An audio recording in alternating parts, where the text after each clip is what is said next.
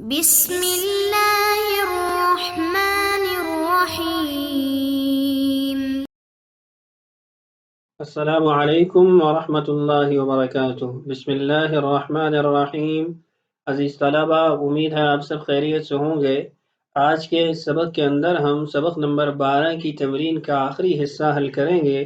ہماری آج کی تمرین کے اندر 2 قاعدوں کی مثالیں ہیں، قاعدہ نمبر 5 اور قاعدہ نمبر 6۔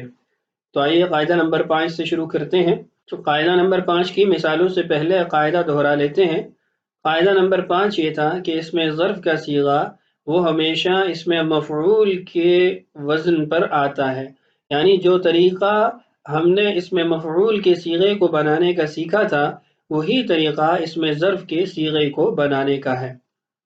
تو اس میں مفعول کا صیغہ بنانے کا طریقہ کیا تھا؟ اس میں مفعول کا صیغہ وہ مضارع کے صیغے سے بنتا ہے، علامت مضارع کو حذف کیا جاتا ہے اور اس کی جگہ میم مضموم لائی جاتی ہے اور آخر سے پہلے والے حرف کو فتحہ دی جاتی ہے۔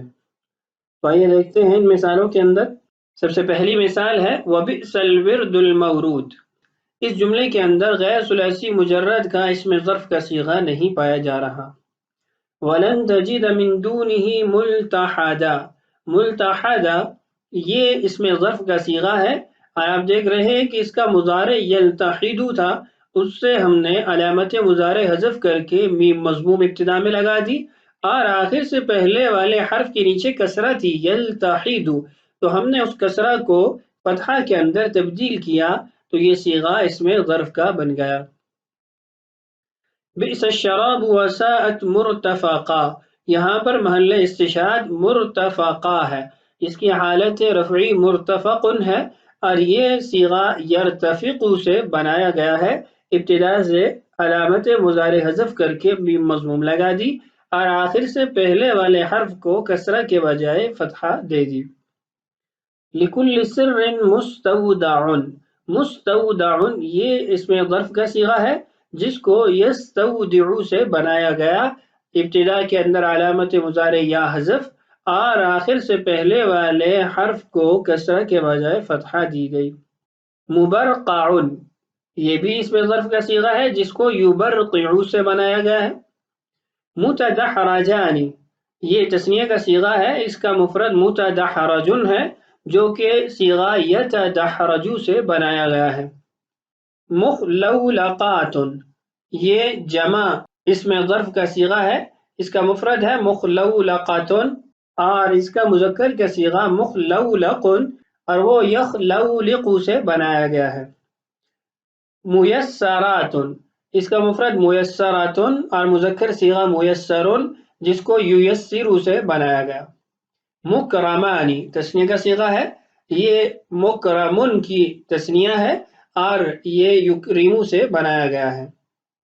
میاسرون اس کا مفرد ہے میاسر جس کو ییاسر سے بنایا گیا ہے۔ مختلف یختلف سے اس میں ظرف کا صیغہ بنایا گیا۔ متنافستان یہ متنافستن کی تثنیہ ہے، اس کا مذکر کا صیغہ متنافسن ہے جو کہ یتنافسو سے اس میں ظرف کا صیغہ بنایا گیا۔ مستقبلون یہ مستقبلن کی جمع ہے جس کو یستقبلو سے بنایا گیا ہے۔ منضم یہ ینضم سے اس میں ظرف کا صیغہ بنایا گیا۔ متبدلتن یہ یتبدلو سے اس میں ظرف کا صیغہ ہے جس کے آخر میں تاء مدورہ لگا کر مؤنث کا صیغہ بنایا گیا۔ المتنزہ جمیل المتنزہ یہ تنزہ یتنزہ سے اس میں ظرف کا صیغہ ہے۔ تو یہ تھی مثالیں قاعدہ نمبر 5 کی یعنی اس میں ظرف کی۔ قاعدہ نمبر 6 قاعدہ نمبر 6 کی مثالیں پڑھنے سے پہلے قاعدے کو دہرا لیتے ہیں۔ قاعدہ نمبر 6 یہ تھا کہ اس میں اعلیٰ اور اس میں تفضیل کا صیغہ غیر ثلاثی مجرد کے ابواب سے نہیں آتا۔ جب ہمیں ضرورت پڑے غیر ثلاثی مجرد کے ابواب سے اس میں اعلیٰ یا اس میں تفضیل کا صیغہ بنانے کی، تو اس کا حل اور طریقہ یہ ہے کہ ہم اس میں اعلیٰ کو بنانے کے لیے اس فعل کا مصدر لیں گے اور اس سے قبل ما بھی کا اضافہ کریں گے۔ مثال کے طور پہ استغفر یستغفر، یہ ایک فعل ہے، اس کا مصدر ہے استغفار، تو ہم الاستغفار مصدر کو لیں گے اور اس سے پہلے ما به کا اضافہ کریں گے، یعنی ہم کہیں گے ما به الاستغفار۔ اس طریقے سے ہم غیر ثلاثی مجرد فعل سے اسم اعلیٰ کا معنی ادا کر سکیں گے۔ اسی طریقے سے استنصر یستنصر یہ ایک فعل ہے، اس کا مصدر ہے استنصار، تو استنصار سے پہلے ما به کا اضافہ کریں گے، ما به الاستنصار، تو یہ کلمہ اور یہ صیغہ اسم اعلیٰ کا معنی ادا کرے گا۔ تو خلاصہ کیا ہوا کہ جب بھی غیر ثلاثی مجرد سے ہمیں اسم اعلیٰ کا معنی ادا کرنے کی ضرورت ہوگی تو ہم غیر ثلاثی مجرد کے اس باب کا مصدر لیں گے اور اس سے قبل ما به کا اضافہ کریں گے تو ہمیں وہ معنی حاصل ہو جائے گا۔ اس میں تفضیل کو کیسے بنایا جائے گا؟ اس میں تفضیل کو بنانے کا طریقہ یہ ہے کہ غیر ثلاثی مجرد کے باب کا مصدر لیں، اس مصدر کو حالت نصبی میں لے جائیں اور اس سے قبل اشدو کا اضافہ کر دیں۔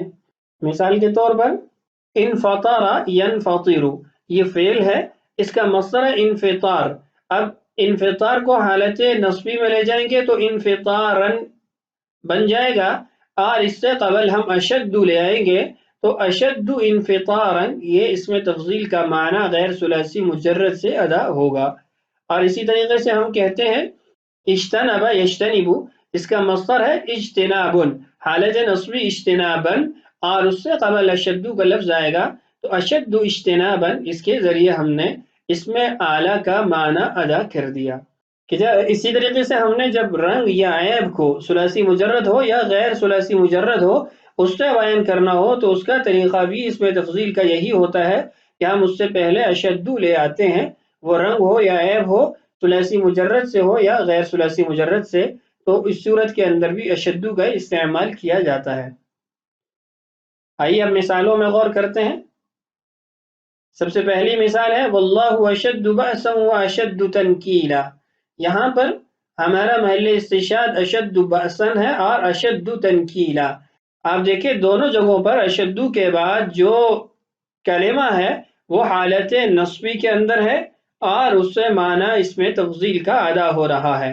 لأنتم اشد رہبتا فی صدورہم من اللہ، یہاں پر بھی اشد رہبتا آپ دیکھ رہے ہیں کہ حالت نصبی کے اندر ہے رہبتاً اور اس سے پہلے اشدو کو استعمال کیا گیا ہے۔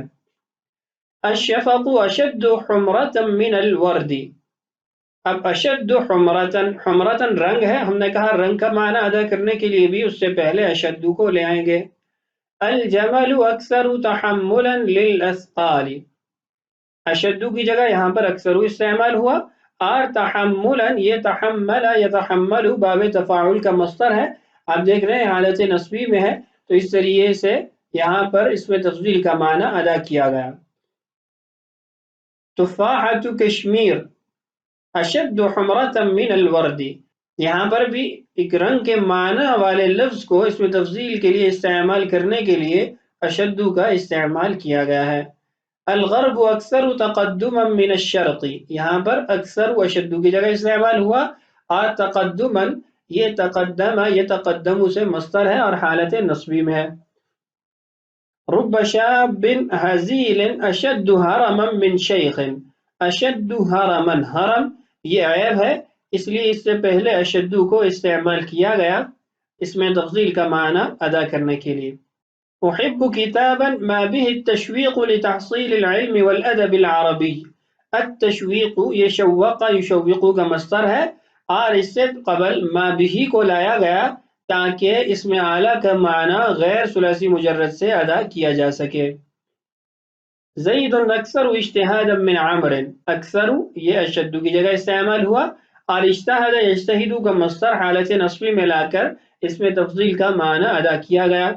اسی طریقے سے واقل اکتسابا، اقل یہ اکثر کی ضد ہے، اس کو یہاں اشد کے معنی کو حاصل کرنے کے لیے استعمال کیا گیا اور اکتسابا یہ اکتسب یکتسب باب افتعال سے مصدر ہے۔ واشد سوادا من خالد، اب سوادا یہ رنگ کا معنی ادا کر رہا ہے اس لیے اس سے قبل اشد لا کے اس میں تفصیل کا معنی حاصل کیا گیا۔ ما به التجاوز، التجاوز تجاوز تجاوز سے مصدر ہے اس سے قبل ما بھی کو استعمال کیا گیا تاکہ اسم اعلیٰ کا معنی ادا کیا جا سکے۔ اسی طریقے سے ما بھی الاستقبال، الاستقبال یہ استقبل یستقبل باب استفعال سے مصدر، اور ما بھی کا استعمال کر کے اسم اعلیٰ کا معنی ادا کیا گیا۔ اشد عرجن، عرج یہ عیب ہے، لنگڑے پن کو کہتے ہیں، اس سے قبل اشد کو استعمال کیا گیا تاکہ اس میں تفضیل کا معنی ادا کیا جا سکے۔ اشد صفرتن، صفرتن یہ رنگ کا معنی ادا کرتا ہے، اس لیے اس میں تفضیل کا معنی بیان کرنے کے لیے اشد کو استعمال کیا گیا۔ تو یہ تھی قاعدہ نمبر 6، یعنی اسم اعلیٰ اور اسم تفضیل غیر ثلاثی مجرد سے یا رنگ اور عیب کے معنی کو ادا کرنے کے لیے کس طریقے سے استعمال کیا جاتا ہے، اس کی مثالیں ہم نے پڑھی ہیں۔ اس تمرین کا آخری سوال ہے ہات مثالین لکل من القواعد المذکورہ، یہ جو 6 قاعدے پہلے ذکر کیے گئے ہیں ان میں سے ہر قاعدے کی دو مثالیں لائیں۔ یہ سوال آپ خود حل کریں گے، بہت ساری مثالیں بھی ہم حل کر چکے ہیں اور سبق کو بھی اچھے طریقے سے پڑھ چکے ہیں۔ سبق اور مثالوں کے ذریعے آپ ان مثالوں کو خود بنانے کی کوشش کیجیے۔ الحمدللہ ہمارا سبق نمبر 12 بھی مکمل ہو گیا۔ اگلے سبق میں انشاءاللہ ہم سبق نمبر 13 کو شروع کریں گے۔ اللہ تعالیٰ سے دعا ہے اللہ تعالیٰ ہمارے لیے اس کتاب کی تکمیل کو آسان فرمائے۔ اللہ تعالیٰ ہم سب کا حامی و ناصر ہو۔ السلام علیکم ورحمۃ اللہ وبرکاتہ۔